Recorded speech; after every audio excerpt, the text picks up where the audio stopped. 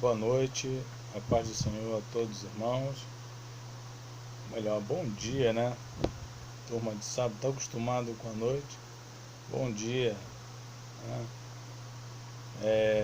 Hoje nós iremos estudar o livro de 2 Reis. Eu vou tentar ser o mais breve possível porque o livro é grande. Eu já mandei uma parte em áudio, tá? Vou mandar, que é a queda de Samaria, é legal. E vamos tratar de alguns assuntos. Qual o intuito do livro de 2 Reis? Registrar agora, tá, a regência dos reis de Judá. Tá, ok? Essa é a ideia do livro de 2 Reis. Tá? E tem um propósito: mostrar o julgamento do Senhor sobre Judá. Porque lá em Ezequiel 23, 11 até ali o 15 ali, era para Judá olhar o que aconteceu com Israel e não cometer o mesmo exemplo. E ela fez a mesma coisa. Tá? Mas nós falaremos aqui de alguns assuntos rapidamente para a gente poder trabalhar. Tá? O autor e a data. Tá? A data do livro, pelo menos aqui, é incerta. Né? E o autor fica entre Natã e Gade. Tá? Fator importante: os fatos principais narrados em 2 Reis são a queda de Israel, já está no áudio, e a sua deportação para a Síria, e a queda de Judá e o seu cativeiro na Babilônia. Nós iremos falar dela também. Mas vale destacar que o livro descreve a parte final do ministério de Elias e Eliseu. Bom, essa parte não dá para falar tanto, tá? Não dá para falar, mas eu posso falar um pouquinho aqui do caso muito interessante da famosa morte na panela, cujo pastor reverendo Hernando Dias Lopes escreveu, onde diz assim, 2 Reis 4, 38 a 41. Voltou Eliseu para Gilgal. Havia fome naquela terra, havia fome em Judá nessa época. E estando os discípulos dos profetas assentados diante dele, disse ao seu moço: põe a panela grande ao lume e faze um cozinhado para os discípulos dos profetas. Então saiu um ao campo a apanhar ervas e achou uma trepadeira silvestre, e colhendo dela encheu a sua capa de colossíntidas. Voltou, cortou-as em pedaços, pondo-as na panela, visto que não as conheciam. Depois deram de comer aos homens. Enquanto comiam do cozinhado, exclamaram: morte na panela, o homem de Deus! E não puderam comer. Porém, Eliseu disse: trazei farinha. Ele a deitou na panela e disse: tira de comer para o povo. E já não havia mão nenhum na panela. Bom, havia fome e a escola de profetas. Eliseu pede para que um dos servos vá lá, pegue alguma coisa para fazer um cozido, coloquíntidas, né? Diz o nome aqui, colossíntidas, pegar o nome. E aí alguém come, começa a passar mal, e aí alguém grita: a morte na panela. Ele vai lá, pega a farinha, coloca e o povo come. E aí tem uma tipologia.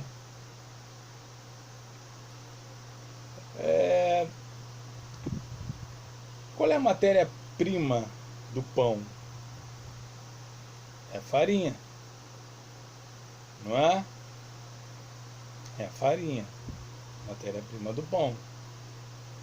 Mas a farinha, ela antes é o trigo. Para virar farinha, ela precisa ser moída. E lá em Isaías 53, diz que Jesus foi moído pelas nossas transgressões. Tá? Depois ele diz em João que se o grão de trigo não caindo em terra não morrer, fica ele só. Mas se morrer, dá muitos frutos. Então nós temos aqui trigo, farinha. Depois disso, ele é colocado no sepulcro, que é o forno. E aí você tem o pão da vida que ressurge dos mortos. O que Eliseu fez foi exatamente colocar, tipologicamente falando, Jesus para que desse vida.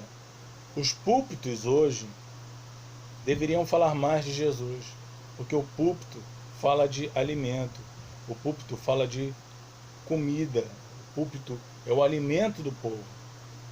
E Jesus é o pão da vida. E nós devemos levar esse pão da vida a essas pessoas. Essas pessoas precisam ouvir mais sobre o pão da vida. Tá? Então, o que salvou a vida daquele povo lá foi a farinha que o profeta ungiu e colocou. Da mesma forma, para você salvar as vidas que estão sentadas nas ruas, em outros lugares do mundo, você precisa falar de Jesus. Tá? Agora, sobre o cerco de Jerusalém, tá? O cativeiro babilônico, primeiro em 1605, tá? Primeiro cerco, nós vamos a 2 Reis 24, 1 e 2. Nos dias de Joaquim, subiu Nabucodonosor, rei da Babilônia, contra ele, e ele, por 3 anos, ficou seu servo. Então se rebelou contra ele. Enviou o Senhor contra Joaquim bandos de caldeus e bandos de Ciros e de Moabitas e dos filhos de Amon.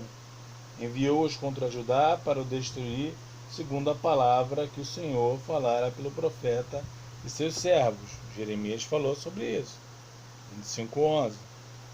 Nessa daí, quem vai, tá, é Daniel.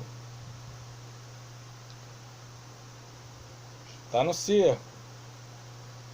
Agora em 597. Jeremias 24, 11 a 16.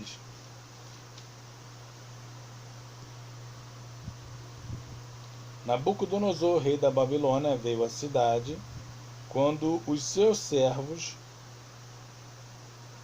a sitiavam. Então subiu Joaquim, rei de Judá, a encontrar-se com o rei da Babilônia, ele, sua mãe, seus servos, seus príncipes, seus oficiais, e o rei da Babilônia, no 8º ano do reinado, o levou cativo. Levou dali todos os tesouros da casa do Senhor e os tesouros da casa do rei. E, segundo tinha dito, o Senhor cortou em pedaços todos os utensílios de ouro que fizera Salomão, rei de Israel, para o templo do Senhor. Transportou a toda a Jerusalém todos os príncipes, todos os homens, todos os valentes, todos os artífices e ferreiros, ao todo 10.000 homens. Ninguém ficou senão o povo pobre da terra. Transferiu também Joaquim para a Babilônia, mãe do rei, as mulheres deste, seus oficiais e os homens principais da terra. Ele os levou cativos de Jerusalém à Babilônia. Todos os homens valentes, até 7.000, e os artífices e ferreiros até 1.000, todos eles destros na guerra, levou-os o rei da Babilônia cativos para a Babilônia. 597. 2 ataques já. 605, 597 e o último ataque agora, que é em 586, que é a derrocada final. Acontece o seguinte, 25. Sucedeu que no 9º ano do reinado de Zedequias, tá?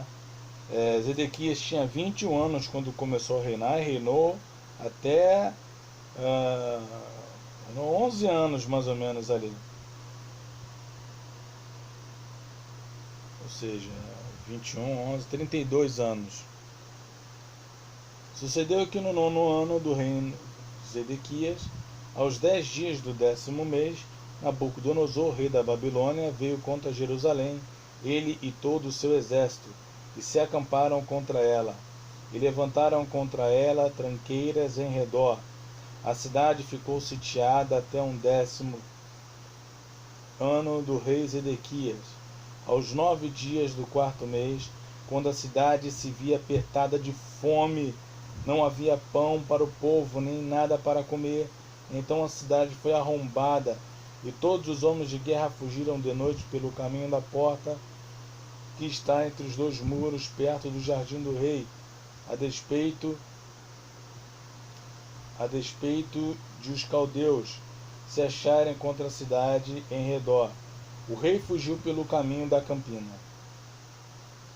Então o tomaram preso e o fizeram subir ao rei da Babilônia, a Ribla, o qual lhe pronunciou a sentença.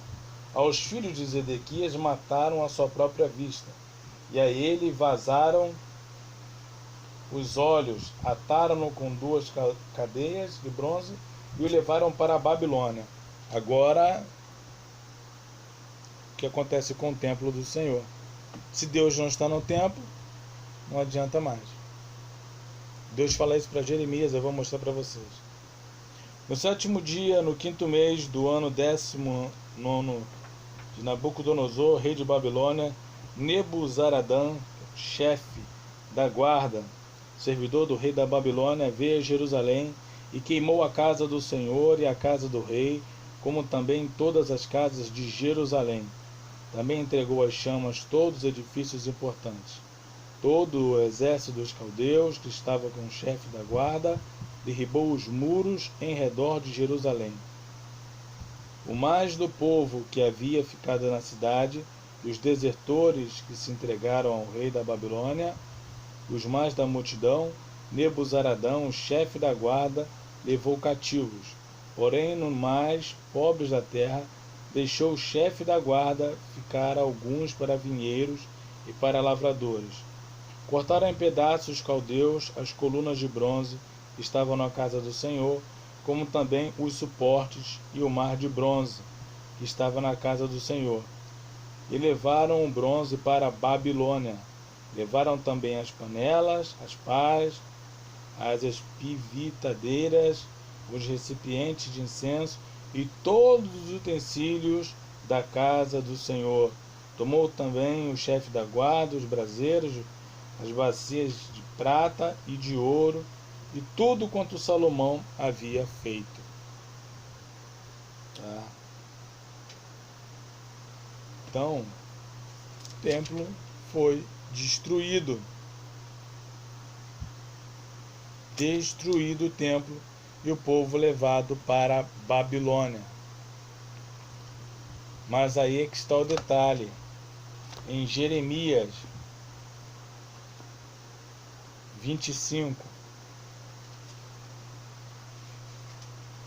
melhor, Jeremias 16:10, diz assim: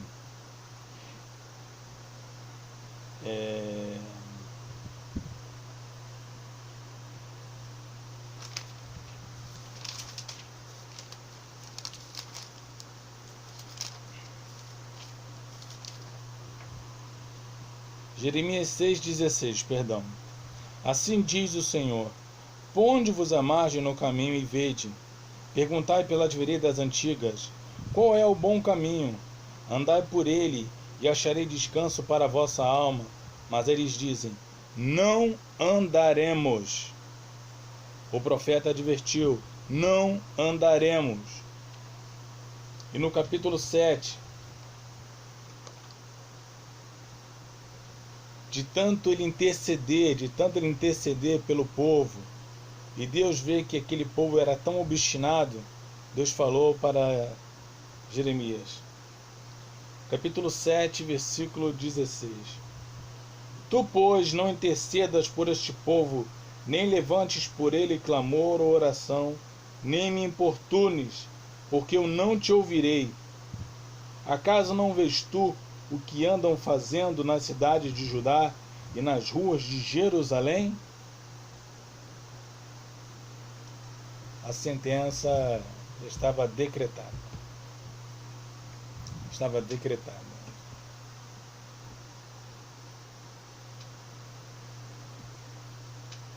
Judá foi levado cativo, Israel também. Se você quiser entender melhor a história do cativeiro do Reino Norte, lê 2 Reis 17.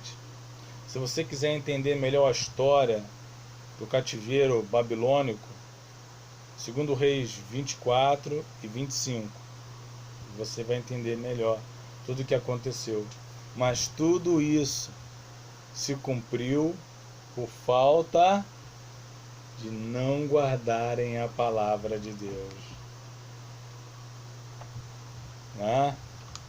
Não guardar. Lembram de Deuteronômio 28, 41? Se eles não guardassem o mandamento do Senhor, gerarão filhos e filhas, porém não ficarão contigo, porque serão levados ao cativeiro. Então, irmãos, é assim. Bênção para aqueles que obedecem, maldição para aqueles que desobedecem. Tá? Eu falei, o vídeo ficou grande, tá? Vou tentar comprimi-lo, tá? Encurtar um pouquinho. Legal, mas que Deus abençoe sua vida, tá? E até o próximo bloco, tá? Agora com o 1º Crônicas. Um forte abraço.